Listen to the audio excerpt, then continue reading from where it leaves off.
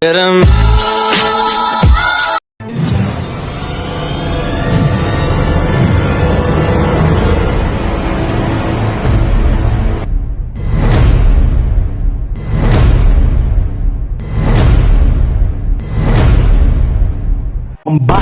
side-eye, criminal offensive side-eye. Assalamualaikum warahmatullahi wabarakatuh.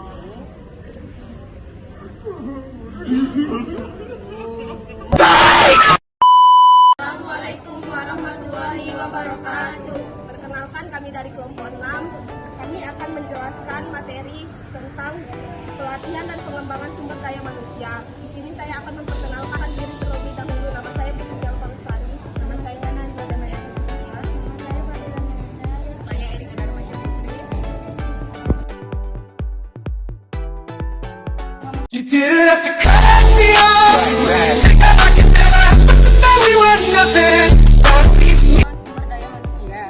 Pelatihan adalah serangkaian aktivitas yang disusun secara terarah untuk meningkatkan keterampilan, pengalaman, keahlian, penambahan pengetahuan serta perubahan sikap seorang individu. Pengembangan adalah konsekuensi dari hasil pendidikan dan pelatihan yang diartikan sebagai penyiapan individu untuk memikul tanggung jawab, memperbaiki dan meningkatkan pengetahuan, kemampuan sikap dan sifat kepribadian. Tujuan dan manfaat pelatihan dan pengembangan sumber daya manusia. Tujuan pelatihannya ialah 1. Untuk meningkatkan keterampilan para karyawan sesuai dengan perubahan teknologi. 2. Untuk meningkatkan produktivitas kerja organisasi. 3. Kemampuan untuk menemukan sikap empati dan melihat sesuai dari kacamata orang lain. 4. Meningkatkan kualitas keahlian karyawan sejalan dengan perubahan teknologi. 5. Mendorong setiap karyawan memahami dan menjalankan visi dan misi organisasi. Selanjutnya di sini ada tujuan pelatihan. Yang pertama itu mewujudkan hubungan yang serasi antara atasan dan bawahan. Yang kedua itu ada menyiapkan para manajer yang berkompeten untuk lebih cepat masuk ke tingkat senior atau promosi jabatan. Yang ketiga itu ada untuk membantu mengisi lowongan jabatan tertentu. Yang keempat itu meningkatkan semangat kerja seluruh tenaga kerja dalam organisasi dengan komitmen organisasional yang lebih tinggi. Yang kelima itu meningkatkan kepuasan kerja. Selanjutnya ada manfaat pelatihan dan pengembangan. Yang pertama itu menentukan potensi karyawan. Yang kedua mengurangi dan menghilangkan kinerja buruk. Yang ketiga meningkatkan produktivitas individu dan tim. Yang keempat memahami tren terbaru. Yang kelima meningkatkan fleksibel kerja. Yang keenam meningkatkan komitmen karyawan. Yang ketujuh mengurangi turnover dan absensi. Faktor yang mempengaruhi kebutuhan pelatihan dan pengembangan. A. Faktor internal.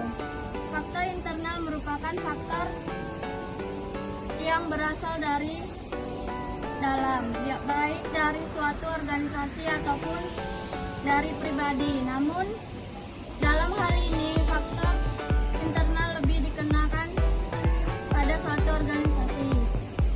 1. Misi dan tujuan organisasi. 2. Strategi pencapaian tujuan. 3. Dukungan manajemen puncak. 4. Komitmen para spesialis dan generasi. 5. Sifat dan jenis kegiatan. 6. Persiapan teknis yang digunakan. B. Faktor eksternal. Faktor eksternal adalah faktor yang berasal dari suatu organisasi. 1. Kebijakan pemerintah. 2. Sosio budaya masyarakat. 3. Perkembangan ilmu pengetahuan dan kemajuan teknologi. Jenis pelatihan dan pengembangan sumber daya manusia. 1. Skill training atau pelatihan keahlian.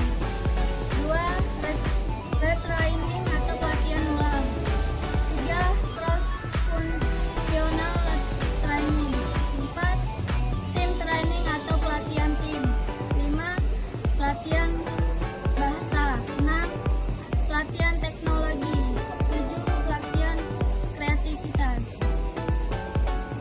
Udah.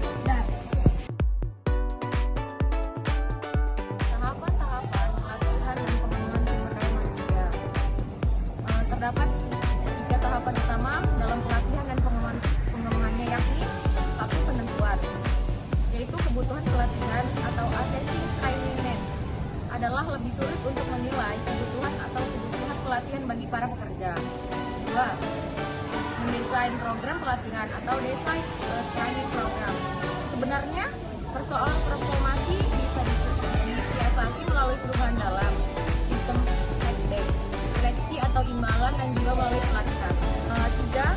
Evaluasi efektivitas program atau evaluasi training program effectiveness.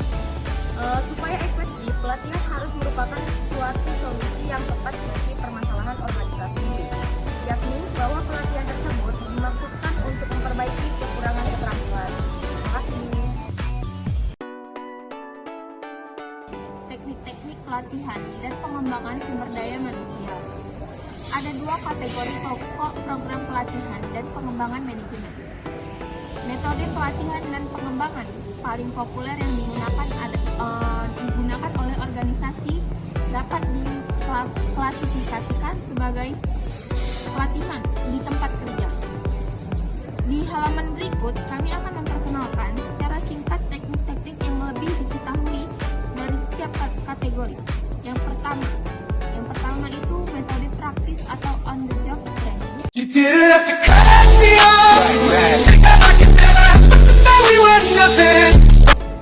Yang kedua, teknik-teknik presentasi, informasi, dan metode-metode simulasi atau off the job training. Masing-masing kategori mempunyai sasaran, pengajaran sistem konsep atau pengetahuan dan keterampilan utama yang berbeda-beda. Dalam pemilihan teknik tertentu untuk digunakan pada program pelatihan dan pengembangan, ada beberapa trade-off. Ini berarti tidak ada satu teknik yang selalu baik. Metode tergantung pada sejumlah mana suatu teknik yang memenuhi faktor-faktor berikut. Yang pertama itu efektivitas biaya, yang kedua kelayakan fasilitas, yang kedua isi program yang dikehendaki, yang keempat preferensi dan kemampuan. Persamaan dan perbedaan pelatihan dan pengembangan sumber daya manusia. Yang pertama, pelatihan dan pengembangan dilaksanakan berdasarkan prosedur sistematis dan terorganisir